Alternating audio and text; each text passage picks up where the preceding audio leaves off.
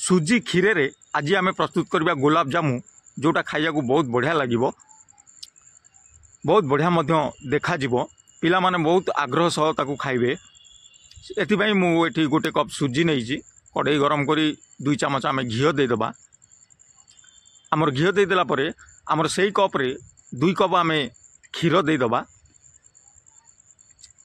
आमर क्षीर आम अल्प गरम करदेबा, गुजराती किसी छेचिकी देदेबा। आमर क्षीर अल्प गरम होला परे आम से सुजी को धीरे धीरे क्षीर सहित मिसई दबा।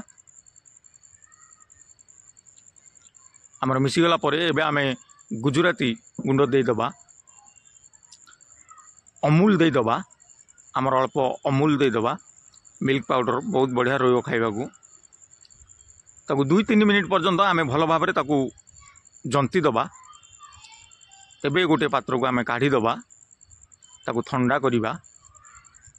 आमर ठंडा हो आम एणे सीरा प्रस्तुत करिबा। आमर गुलाब जामु पे सीरा प्रस्तुत करिबा। 2 कप चीनी देदेबा, 2 कप पानी देदेबा। 2-3 मिनिट पर्यंत भल भाव में आम ताकू गरम करनबा चीनी की। आमर देखिबा हाथ रे आमर पेस्ट भली धरी नेले आम जानिबा आमर सीरा प्रस्तुत हो जाइए। आमर एबे सीरा प्रस्तुत हो जाइए। एबे आमर जंता होइतिबा सुजी मध्य ठंडा हो जाइए। एबे ताकू भल भाव में आम अटा गुला भली दली दबा। अल्प घी हाथ रे मारी ताकू एबे आम गुलाब जामु प्रस्तुत करिबा। एई भली गोल गोल करी आम छोट छोट गुलाब जामु प्रस्तुत करनबा।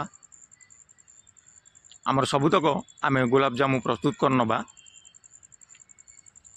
एबे आमर प्रस्तुत हो जाइए। एबे आम कड़े गरम करिबा। आमर तेल देदेबा कड़े रे।